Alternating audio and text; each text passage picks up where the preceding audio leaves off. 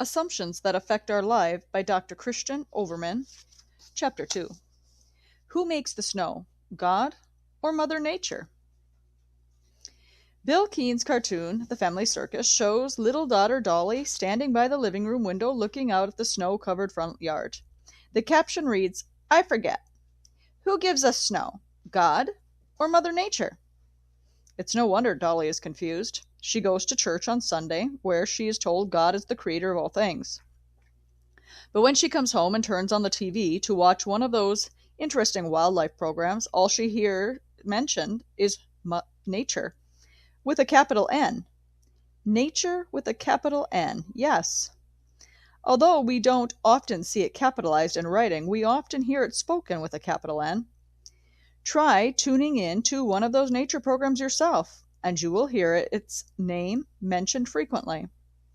On the screen, you see an extraordinary example of a particular animal's behavior, only to hear the voice of the narrator attribute this awesome wonder to the amazing work of nature. It's truly an amazing what nature has made of itself. Maybe you've seen the ad in the travel section of your newspaper that reads like this: "Nature made us the most beautiful island in the world. Now so-and-so Hawaiian Holidays is helping make us the most affordable." But do people today actually believe nature makes itself?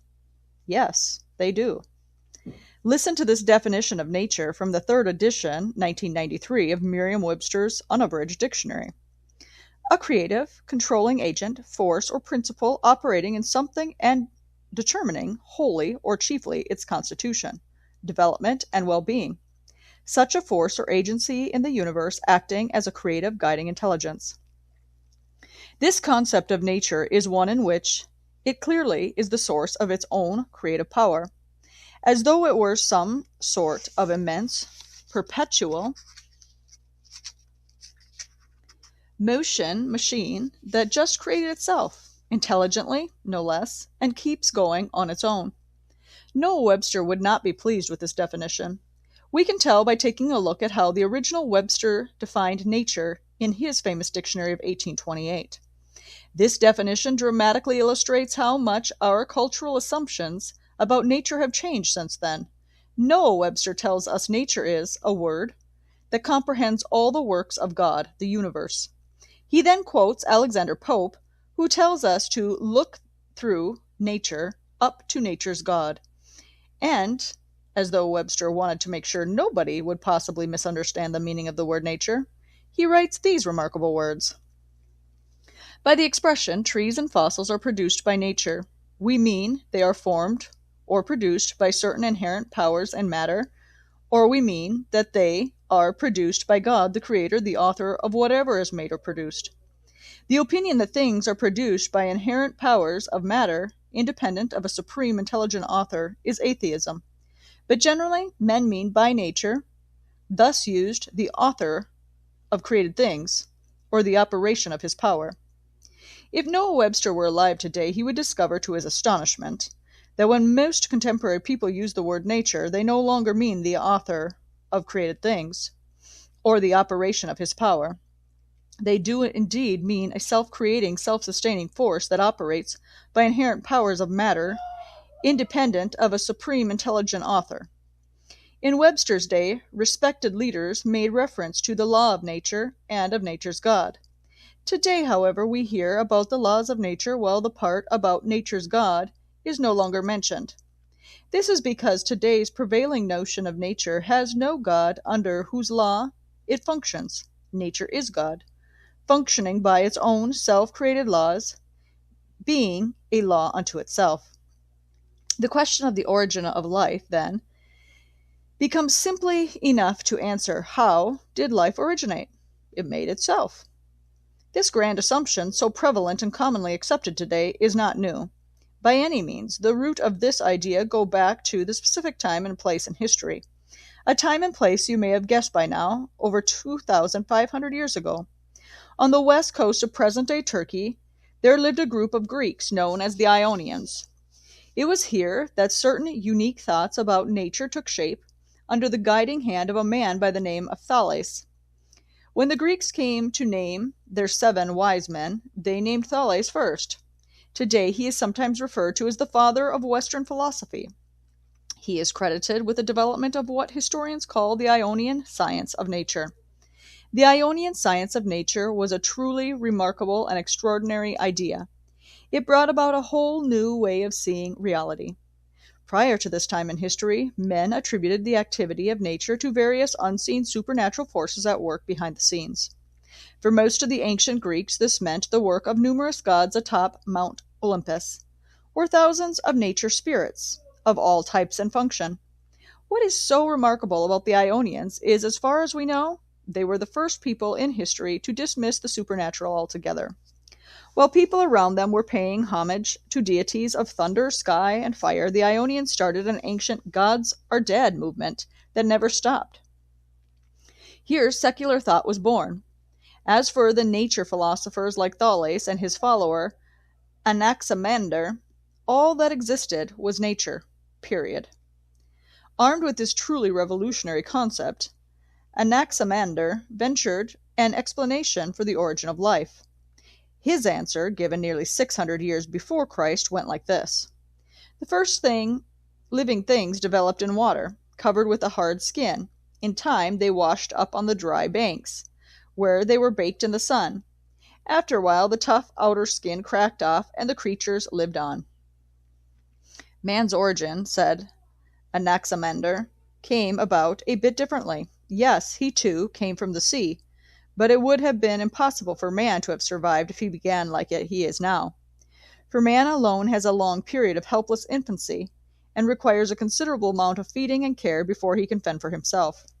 No, said Anaximander, man sprang from a different animal. In fact, from a fish, which at first he resembled.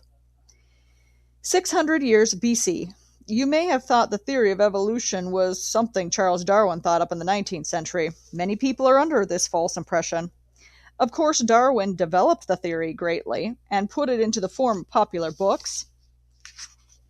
But the idea that man had previously been in the form of a different animal goes back to the ancient Greeks. The most famous ancient Greek scientist of all, Aristotle, who lived about 250 years after Anaximander and 350 years before Christ, believed the ape was an intermediate form of man.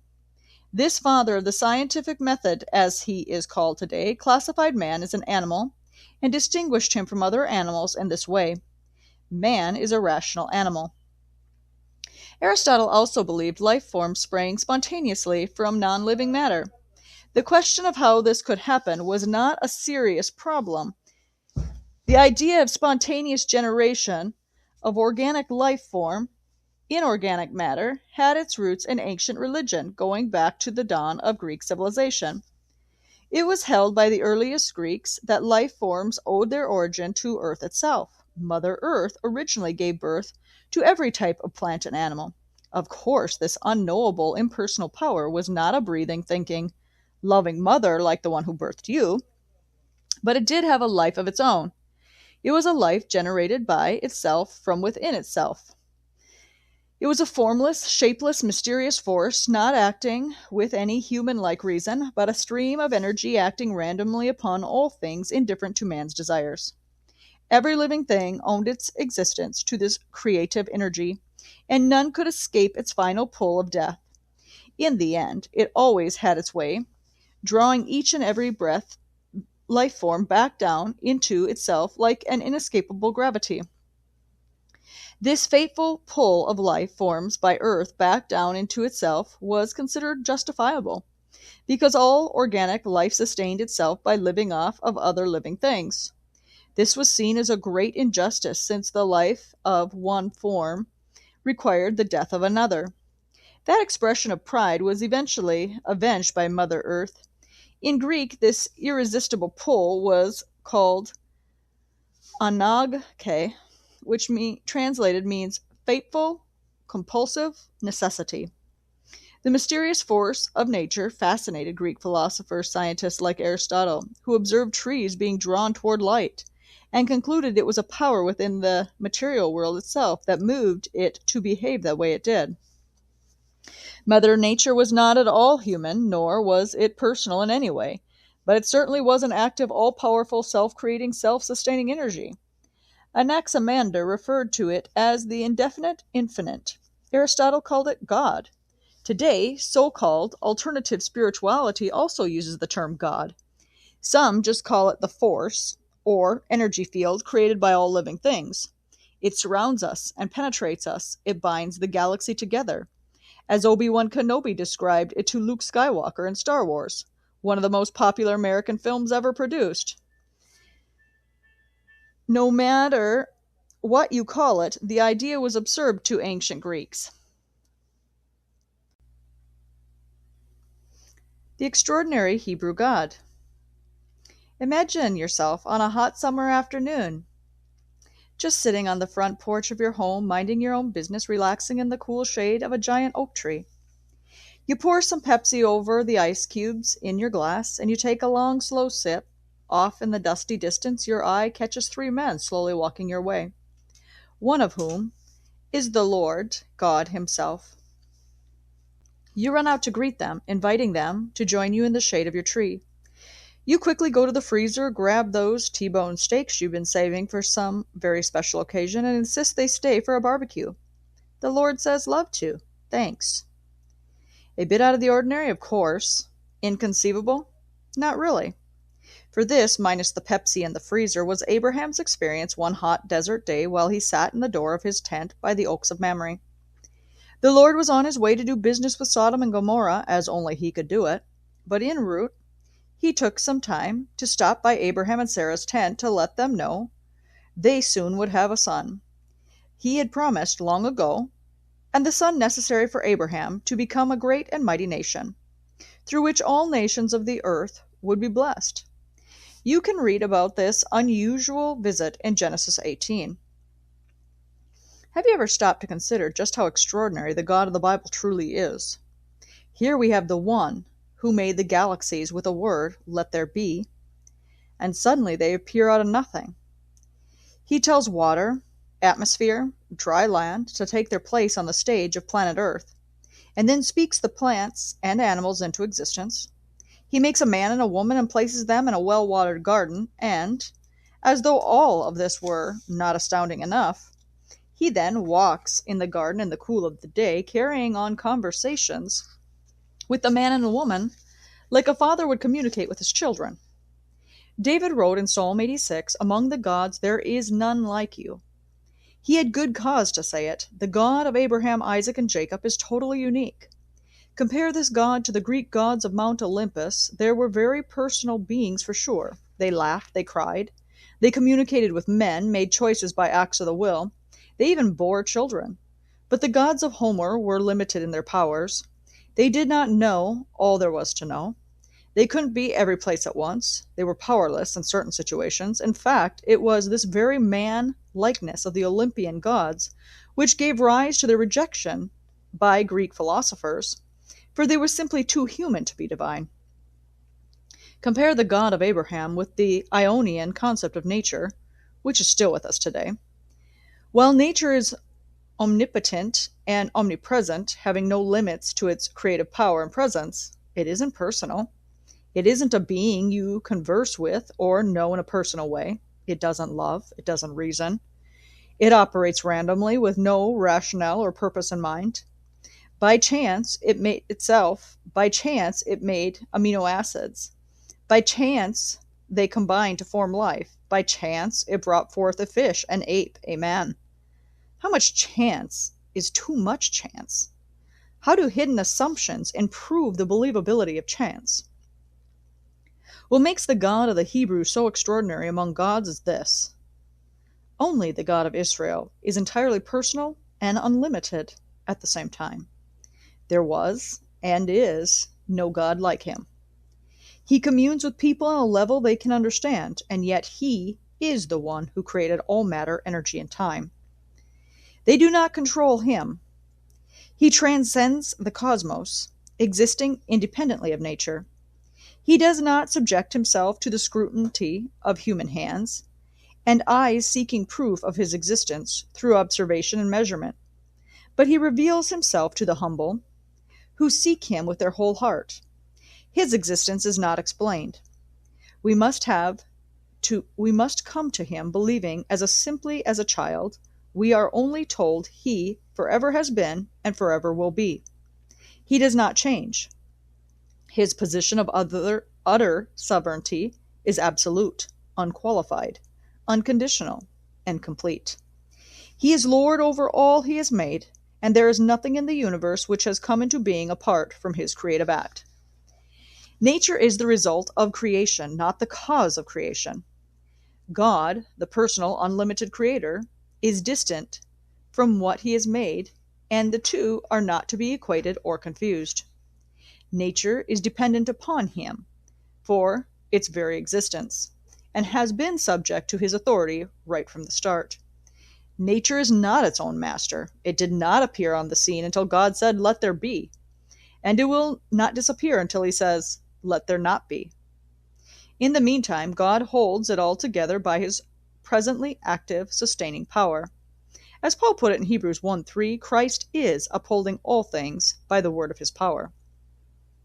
While the Greeks say laws of nature, the Hebrews say laws over nature.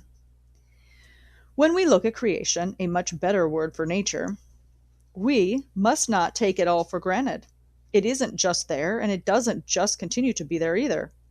It originally came into being through the premeditated act of God, and the very fact that creation continues to exist today is as much a wonder as its first appearance. We must not view creation as merely a one-time act of the past, but rather as a continuing deed of the present. It is not as though God made all of creation at some point in the past, and now it functions quite well all on its own. God did not create a cosmic wristwatch way back when, put a self-charging battery in it, and set it off to tick through time, complete in and of itself, running according to so-called natural laws. Look out your window once again. The present is as magnificent as the beginning. The very continuing existence of this universe as awesome as its first appearance. In this respect, then, we can say nature itself is unnatural. That is, if it were not for the continuing supernatural action of the creation-sustaining God, who keeps on holding it all together, nature would be no more. In terms of how most people think about the natural and supernatural, the natural has come to mean the normal operation of self-governing system, while the supernatural refers to the interference of God in that system. This concept is unbiblical. Colossians 1:16 and 17 tells us, "For by him, Christ, all things were created, that are in heaven and that are in earth, visible and invisible, whether thrones or dominions or principalities or powers. All things were created through him and for him. And he is before all things, and in him all things consist or hold together." No, Dolly, nature does not make the snow. Never has, never will. This is modern mythology in the truest sense of the word. The Bible presents a view in which God the Creator is as active in the continuance of nature as he was in its inception. The elements simply do not function independently of God. While creation normally functions under ordained laws of physics which God maintains, this does not limit the Lord from choosing at times to supersede his own laws and do things differently. When he does, we call it a miracle, such as when water was turned to wine or Lazarus was raised from the dead. But we must not make the false assumption that God is present in the miracle, but stands on the sidelines during the ordinary times. He's equally active and present in both, whether in raising someone from the dead or raising bread at the local bakery at 4 a.m. tomorrow morning. The fact that God created matter in the beginning is just as awesome as the fact he is right now holding together the chair on which you sit. He is right now sustaining your very breath. Apart from his continuing choice to hold the very atoms of your body together, you would fall in a heap on the floor and disappear. In fact, you would disappear before you hit the floor. But he sustains you because he wants to know you and to share a relationship with you. Amazing, but true. The question is, who among gods is like unto him? The answer is clearly, no one comes close. Made in his image. Take a look at the following assortment of letters and decipher its meaning. God is now here. What did you come up with? If you see God is nowhere, you're among the majority. If you saw God is now here, you're among the minority. If you saw both, consider yourself very clever. Two people looking at the very same configuration of letters may see two entirely opposite messages. What's the point? Two people looking at the very same human being may see two entirely opposite entities. Let's take the human embryo for starters. Two highly trained physicians examine the very same fetus. They both measure it, listen to the heartbeat, and watch it move on the ultrasound machine. One doctor sees the preborn as an impersonal piece of tissue. Should the mother request, he would just as easily terminate it as he would remove unwanted cancer. The other doctor sees something radically different, and because of what he sees, he would not harm it for any price. Why this total opposite response? It's because the conclusions people draw about the nature and value of humans is entirely dependent upon the assumptions they start with regarding how man originated. Think about it for a moment. If that little embryo is really the end result of a long series of chance happenings among impersonal elements of matter, then what would cause it to be anything more than an impersonal assortment of chemicals today? If man had no personal beginning, then there can be no truly impersonal midpoint somewhere along the way. What began as impersonal amino acid and evolved into a fish is still impersonal chemicals. So is the fish that evolved into man. The human fetus, then, is still impersonal matter. It has just changed its shape over millions of years. And not only is the embryo just a piece of tissue, but so is the mother who bears it, and so is the doctor. Logically, then, we have no more inherent significance than a dog or a whale. This, no doubt, is what led Oliver Wendell Holmes, former Justice of the United States Supreme Court, to say, "I see no reason for attributing to man a significant difference in kind from that which belongs to a baboon or to a grain of sand." If the starting point of human history was the random coming together of amino acids in seawater, then clearly we have no ultimate value or meaning beyond what we may or may not decide for ourselves, as short-lived as we may be. This is the only measurement of human value we can possibly have if we assume we have no ultimate father other than the raw elements. According to Thales, the Ionian, our father was water. And today Ionians aren't far removed from this idea. Occasionally you will read their pronouncement in a newspaper on the front page of the Seattle Times, January 27, 1994. Here we're told life originated from microscopic bacteria growing in hot, deep undersea vents, such as those discovered about 200 miles off the coast of Washington state. Everything on Earth today evolved from these high-temperature microorganisms. University of Washington microbiologist John Barrows said, "The beauty of a hydrothermal vent is it works like a chemical reactor," he said. "You get every combination of acidity, salinity, temperature, and chemicals that you could want to create life.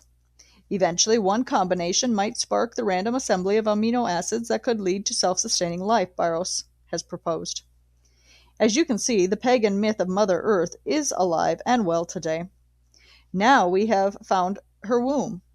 Such proposals that man is the result of a random assembly of amino acids only serves to dehumanize all of us, at least in the Hebraic sense of the word human. So what is it, then, which makes a human being human according to the Hebraic view? What gives man significant worth? What is the basis of human value? And what is it about our identity that disguises or distinguishes us from the rest of matter? The answer to these questions are found in the remarkable opening chapters of Genesis. Here we see man coming into being not by chance, but by choice. We are the result of deliberate, premeditated act of a triune God, who said, "Let us make man." And so he did. We are created beings by intent. But the fact that we were created does not set man apart from the rest of creation. The beasts and the beetles were also created, as were the trees and the tides. So what is it that distinguishes us? First, the Genesis record tells us that although man was created on the same day as the beasts, he was not created at the same time. After God brought forth the beasts of the earth, and everything that creepeth on the earth, he said, Let us make man. Second, with regards to man alone, we are told God breathed into his nostrils the breath of life. We are the only part of creation given this remarkable distinction. But the factors given above still do not provide us with the most significant creation factor of all. Namely, man is the only part of creation made in the image of God himself. Being made in the image of God is the determining factor of our unique identity. This sets man as far apart from the ape as from the ant or a plant. But what does it mean to be made in the image of God? To answer this question, we must first consider God himself, whose likeness and image we bear. It is not possible for us to fully comprehend the nature of God. Our limited intelligence can't do it. But it is certainly possible for us to comprehend God to a good degree. We can comprehend the fact that our God is highly personal. As we have discussed before, he thinks rational and orderly thoughts. He uses language to communicate meaning and purpose. He makes plans and follows through by a choice of his will.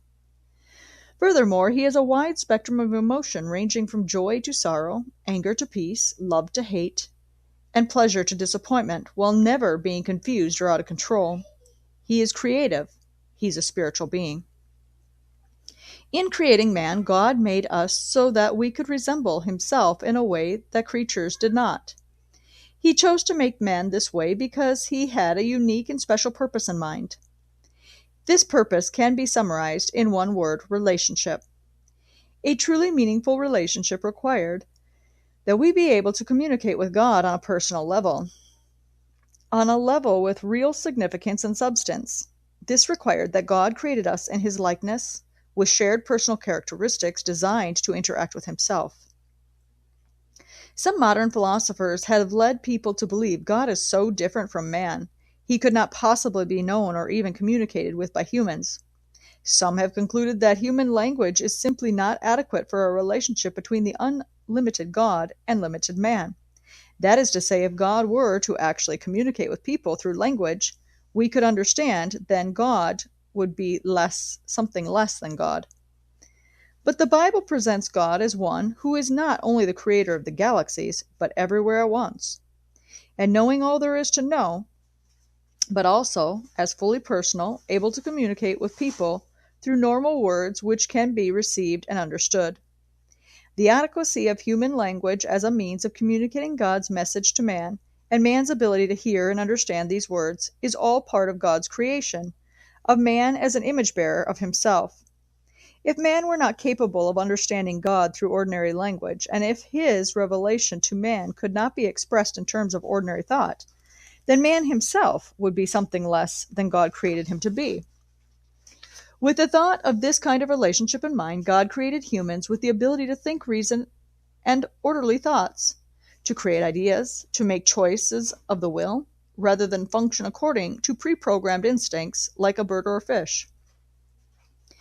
He chose to give humans the ability to put thoughts in the form of spoken and written words, so others could share in ideas, including God, who enjoyed hearing what Adam had to say. He delighted to bring him the animals and have him name them one by one. He wanted to walk with Adam and Eve through the garden in the cool of the evening, sharing his life with them in the truest sense of the word share. He loved them, and they loved him back. This was only possible because God made them with the capacity to love, a capacity they could only have because they were made in the image and likeness. We are personal beings because God is a personal being. We are creative because God is creative. We are spiritual beings because God is a spiritual being. Of course, God is God and humans are human.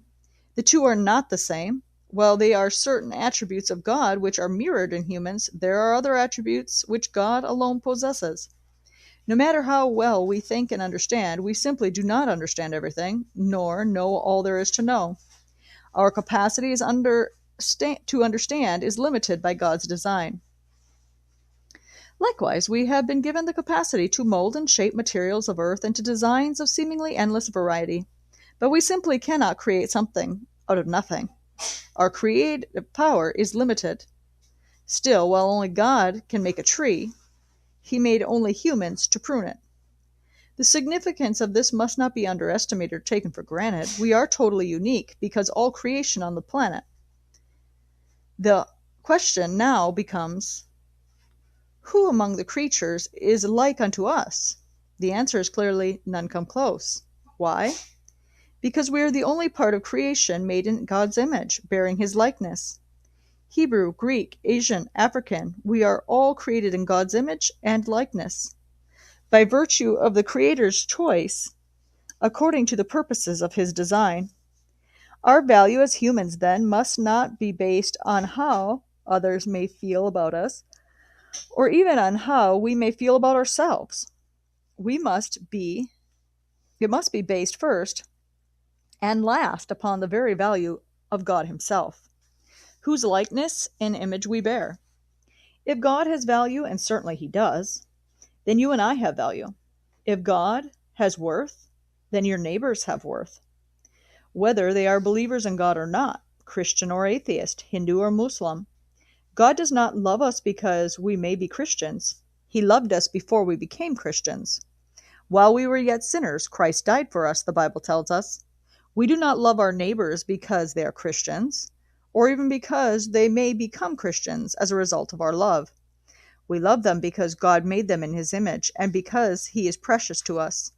They who bear his image have value as well.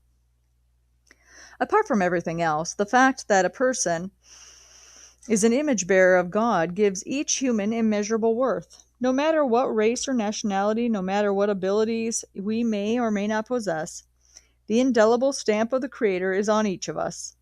His image is fixed as surely in the feeble, the lame, the deaf, the dumb, the blind, the poor, the helpless, as it is in the genius. It is birthright of everyone born of man and woman who have been bearing, after their kind, since Adam and Eve. What happens in a culture which fails to recognize this unique basis for human worth? What signs should we be looking for? Once again, we turn to the ancient Greeks for warnings.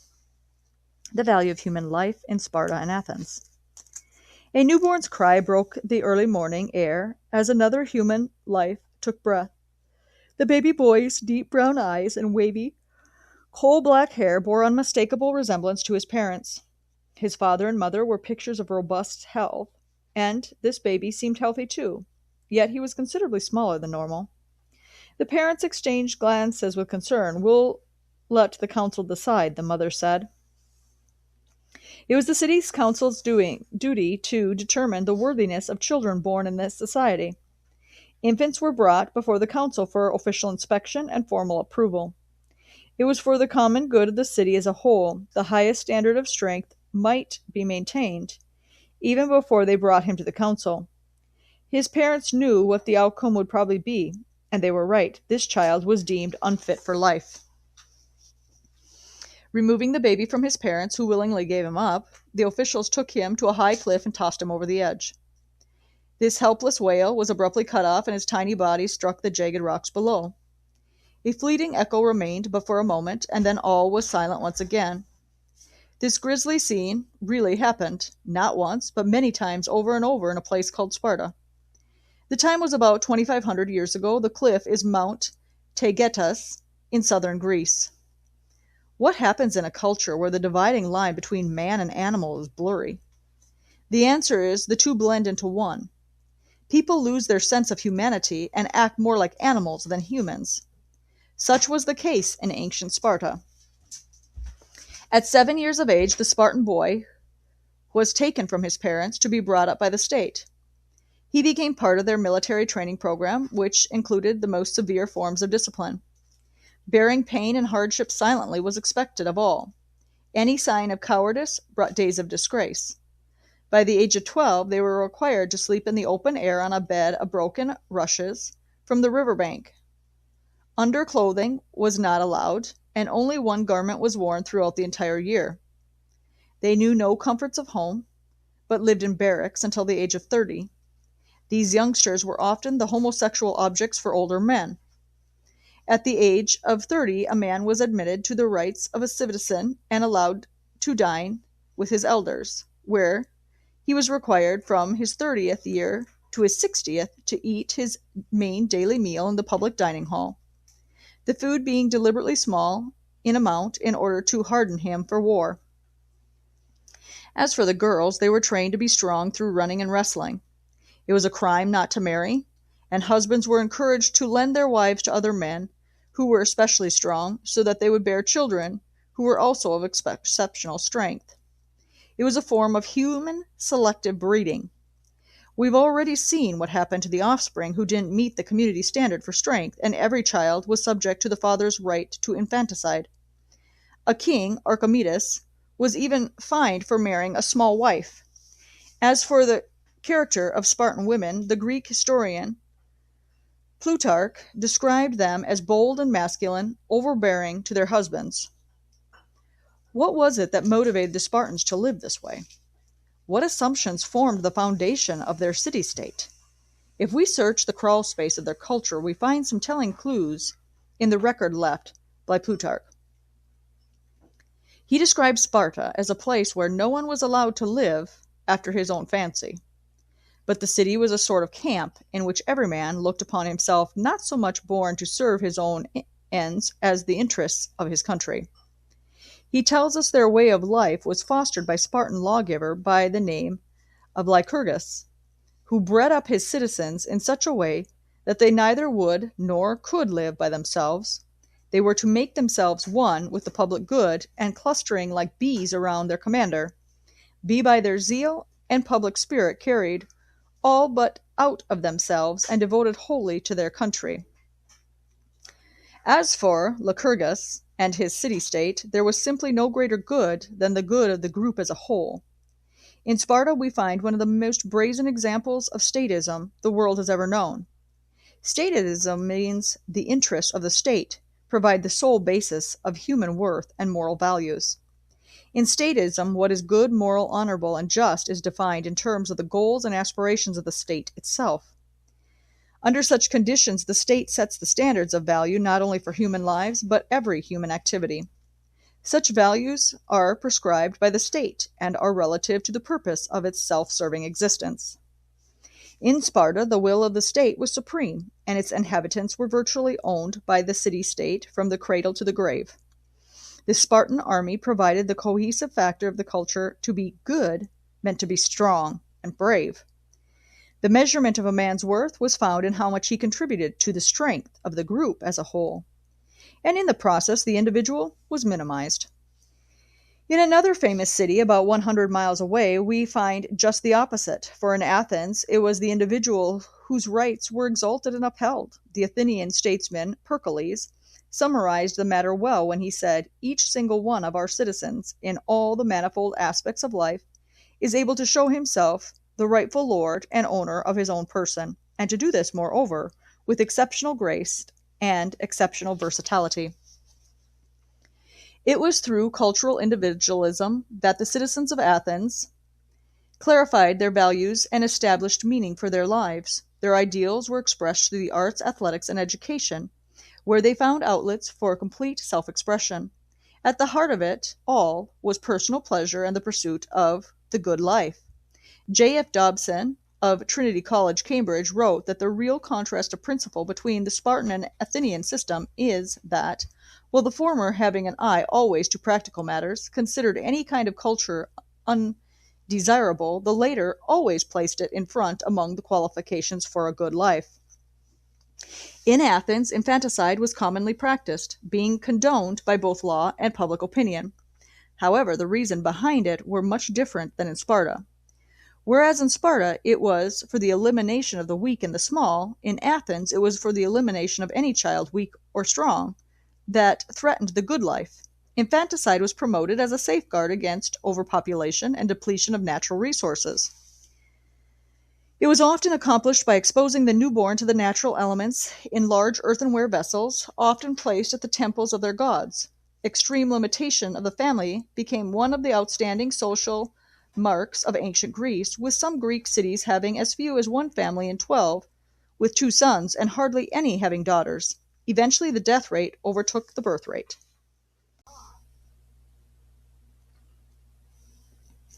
A child born in an Athenian home was formally accepted into the family, sometimes within the first 10 days after birth. After the child was accepted, he or she was indulged with all kinds of toys, rattles, dolls, clay soldiers, swing sets, spinning tops, kites, and marbles. While their Spartan counterparts were being hardened for war, the Athenian children played hide and seek, blind man's buff, and tug of war. From the age of 6 to 18, Athenian boys went to school, where they usually concentrated on literature, music, and gymnastics. Physical beauty, health, and passion were important virtues. Many different schools of philosophy flourished in Athens as various teachers expounded their opinions about what truth or virtue really was, and what the proper measure of goodness and meaning should be.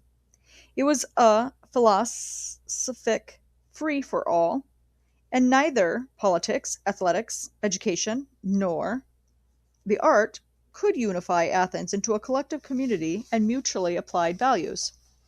Eventually it fell apart, and in 404 BC, the great golden age of classical Greece came to an end when Sparta defeated Athens in the Peloponnesian War. The soft skin of Athenian scholars was no match for the weather-beaten warrior. 2 different cities used 2 different standards of measurement for determining human worth and values. One exalted individualism, the other collectivism, and these concepts, the Athenian exaltation of individualism and the Spartan exaltation of collectivism, have never died.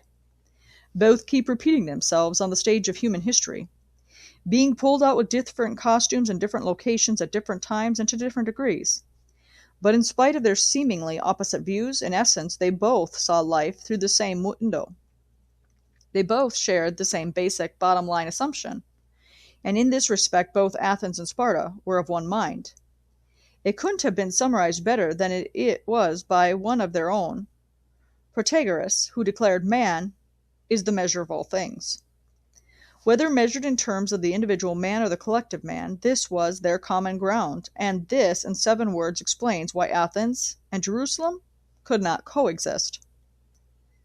Chapter 2 Summary, Key People, Places, and Concepts. Ionia, Thales, Anaximander, Aristotle, Mount Olympus, the Ionian science of nature, nature, capital N, the secularization of thought, the indefinite, infinite force, evolution, spontaneous generation, naturalism, unlimited impersonal force of nature, personal limited God of Homer, personal unlimited God of the Bible, the Olympian gods, laws of nature versus laws over nature, Sparta, Athens, being made in the image and likeness of God, transcendent, immanent, statism, infanticide, the collective will, Mother Earth versus Father God. Man is the measure of all things. For further thought discussion, number 1. When it comes to matter of origins, why is it impossible for a person to hold any position other than one of faith? Explain why an atheist is a person of faith as much as a follower of Christ. Number 2. If people accept the assumption that human beings are the result of the random activity of chemicals over time, and we are only a part of a self-creating, self-sustaining, impersonal power or force called nature, then what practical effects might this way of thinking have upon the field of medicine, civil government, and law? Number 3. Identify what practical outcomes have occurred as a result of the way of thinking described in question 2 above, and support your thoughts with historical examples or current practice. For example, in medicine, to accept this assumption might allow people to justify the harvesting of human organs for profit. Prior to natural death, why not? It'd be helpful to the recipient, and besides, some people's lives just don't have as much value to society, you know. Such organ harvesting has been practiced in recent years. Number 4. Compare and contrast the God of the Bible with the God of nature. Number 5. Consider ways in which being made in the image of God distinguishes man from animals and truly make him a unique creation. Discuss how these attributes affect mankind's accountability for action. Number 6. If a person accepts the assumption that all people are image bearers of God, how might this affect the way he or she relates to others? Number 7. After God created everything, he declared it to be good. What is it about creation, including mankind, which qualifies it to be called good, even in a fallen world? Number 8. It is significant that mankind had no vote in the matter of creation and was not consulted prior to construction. What important message does this communicate? Number 9. Compare and contrast the value system of Athens with that of Sparta. Compare both with value systems of today. Number 10. Explain the meaning and significance of this statement. One must not view creation as merely a one-time act of the past, but rather as a continuing deed of the present. 11. Discuss how creation speaks and what it's saying. 11. What is the unifying factor between the so-called natural realm and the supernatural realm? How are these realms different? How are they alike? Compare the contrast of a secularist definition of supernatural with a biblical definition.